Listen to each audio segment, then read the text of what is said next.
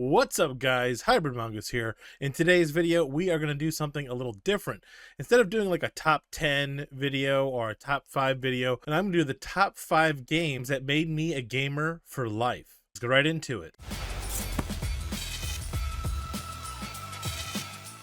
When I'm talking about the top 5 games that actually made me a gamer, they may not even be my favorite game or the best game in the world. It was just a game that influenced me so much. Maybe it was an introduction to a certain genre, as a lot of these are, and some are my favorite games, but some aren't. That would kind of show you what games actually influenced me and were the top 5 games that actually made me a gamer to this day. And it may be, a lot of times it's an introduction to a new genre of game, or it could be like it's a game that made you go, I'm gonna buy a console, or I'm gonna buy a PC just to play this game. It is one of those games where it influenced you so much that you're like, I must play this game, you know. And also, this isn't in any sort of order. These are just the top 5 games that influenced me as a gamer and made me a gamer for life. And the first game is Super Mario Brothers 3 for the NES. Now, when this came out, I mean, I was blown away by the first Mario, and playing, like, on the NES was the first real video game experience, I would say. I grew up and my dad had an Atari, but a lot of times you'd play and it almost feel like you're not playing to a degree. Some of the games were very hard to kind of figure out. And this was, the NES was like, wow, this is a real 2D platformer. This is really, really fun. And the progression from Super Mario Brothers 1 all the way to 2 and then to 3, I was completely blown away. I didn't even think that they could actually produce that good of picture or that good of graphics on an 8-bit console. I mean, this was like literally 8-bit perfection. And there was a lot of new things that they did that are even used today, like the auto scrolling of the levels combined with the 2D platforming, how inventive they were. I mean, it's not a small game, and it's actually kind of a shame that I've never actually beat Super Mario Brothers 3, to be honest with you. I know that sounds crazy, but like, no, I haven't beat Super Mario Brothers 3. I beat the first one, but I should go back and try to beat it because it's such a good game. I think the last time I tried to really go at it, I got to like world 3 or 4. I think it was 3, because I kept having a fish that kept eating me, and I quit.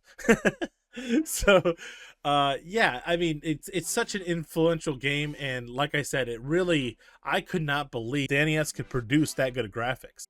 The second game I'm going to talk about is a PC game, and it's Warcraft 2. My friends growing up, they had Warcraft 2. A lot of times I couldn't believe it. I was like, oh my god, this game is amazing. It was my first introduction to real-time strategy games.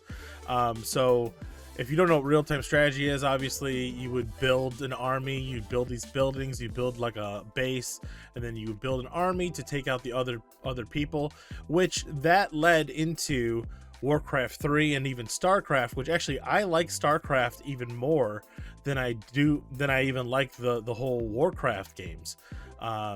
So like StarCraft, I mean, it led to that, and that would have never happened if I never started playing Warcraft 2 from the beginning. I remember playing it and going like, this is amazing. This is you had voice acting, you had all this other stuff, and you got to remember this came out in the like mid 90s. So to hear like, all the peons and the troll hunters and all that other stuff, and the orcs talking and the humans talking, it kind of blew me away. Again, it was one of those games where I was like, I need to get a PC so I can start playing these games. Same with Diablo. My friends had Diablo as well, like Diablo 2 especially, and that really led me into, wanting to play those types of games. But sticking on topic with the real-time strategy, StarCraft, man, I have so many good memories. I would hang out with my friend Mike. We'd actually call him Skinny Mike, and we would hang out at his house. And one of our fun things that we would try to do is we would do a local LAN of just playing StarCraft, and it would be like, we'd do co-op. It'd be like two of us versus like the max, like 6 or 8 top difficulty CPUs to fight against, and we would see how long we would last. And we would never win. I mean, we would never win because it would be us 2 versus 6 or 8, super high difficulty CPUs. But we had so much fun. That was like hours of playing, And again, we never won. We never won. You know, we never beat the CPUs. But I mean, it was just so fun just playing those games together, and it led me into that entire genre. If it weren't for Warcraft 2, I don't think I'd play StarCraft. So that's one of the games that was very influential to me. The next game I want to talk about is Metal Gear Solid 1. If that wasn't a game that made you want to buy a PlayStation, I don't know what game would. That game blew me away when I realized how good it was, the story element to it. Even all the sounds from that game were so iconic, like the codex that would come up.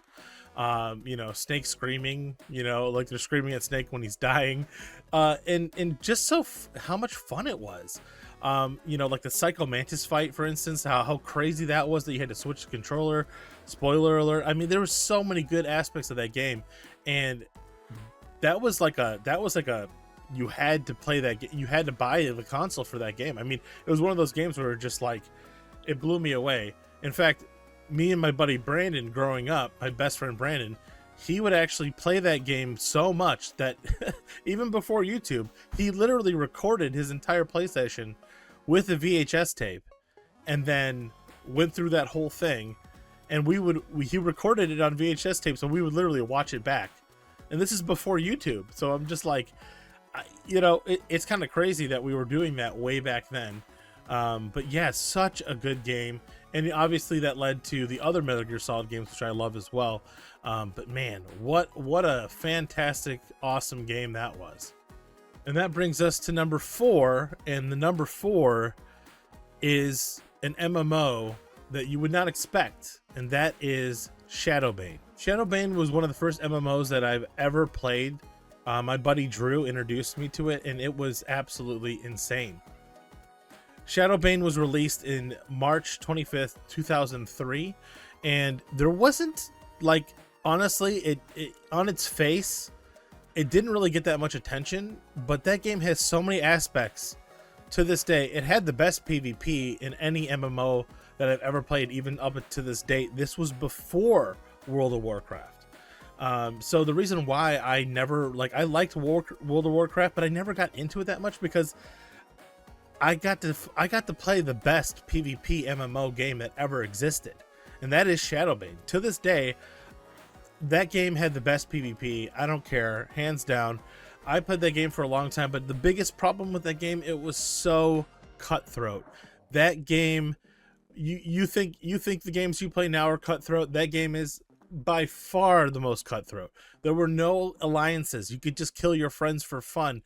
You know, people would build cities and they would, you know, talk smack to each other, and you could literally wipe somebody off the map or even take their town.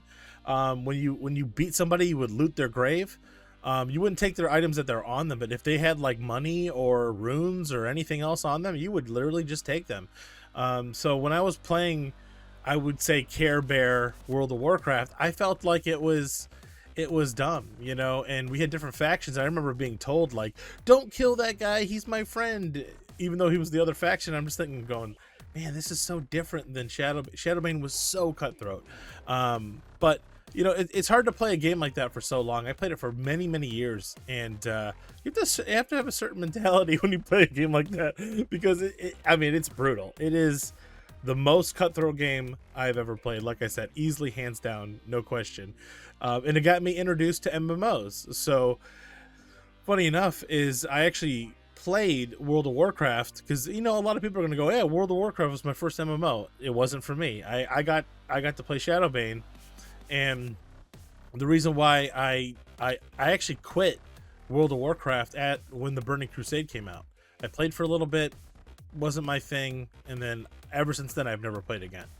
I actually went back to Shadowbane, and I don't even know if they still have people playing Shadowbane to this day. And there's probably like 3 people out there that are gonna watch this video and be like, oh Shadowbane, yes.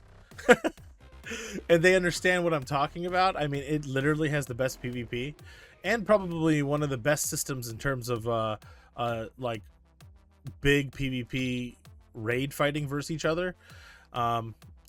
Because the whole Bane system, I'm not going to get into it, but the whole Bane system was perfect. It could be used in games like Rust or like Ark, to prevent offline raiding. Like that whole system would have worked so well. But you know, they just didn't implement it in it. But yeah, Shadowbane, it's gonna be, it stands as one of those games that are just forever influenced me and got me introduced to MMOs. And the last game on this list, but not the least, again, this is just in a random order, but one of the last games that made me a gamer for life was Super Mario Brothers RPG on the Super Nintendo. That game was absolutely amazing. And I remember we missed a lot of Super Nintendo RPGs like Earthbound and Chrono Trigger because I just didn't know what they were. But when I saw this game came out, I literally remember being at a Kmart and the price was high for this game, even on a release day. I think it was $60 back then. And my birthday was coming up and I said, Dad, I really want this game. And, you know, luckily my parents got it for me. And I remember being so happy. And that game is amazing to this day. I have the remake, but I haven't even played the remake, the one that's on the Switch. But that game introduced me to RPGs in general. And that led me to playing Final Fantasy 7, 8, 9, 10, 11. Like, if it weren't for those RPG games, I never would have played. Like, Super Mario Brothers RPG literally introduced me to RPGs or JRPGs in general. And that is insane. I mean, it's one of those games that it may not be my favorite, you know, RPG ever, but it'll always hold a special place in my heart, especially during that time. So yes, it influenced me so much. Like I said, my favorite RPG probably right now would probably be Persona 5, just because of how in depth and amazing it is. But yeah, I mean, honestly, I had such a great time playing that game, such a fond memory of having that game on the Super Nintendo, and I do vow to go back. I bought Chrono Trigger on the Steam Deck, on Steam, so I could play it on the Steam Deck, and yeah, I'm still playing through that. And also Earthbound, I haven't played that either, so I want to play that as well. But you know, we missed a lot of RPGs on the Super Nintendo because we just didn't know what they were. We were really into fighting games and stuff at the time, and you know, like Super Mario and stuff. So you know, we'd see a game like Chrono Trigger, we didn't know what it was. So anyway, guys, that is going to do it for the video.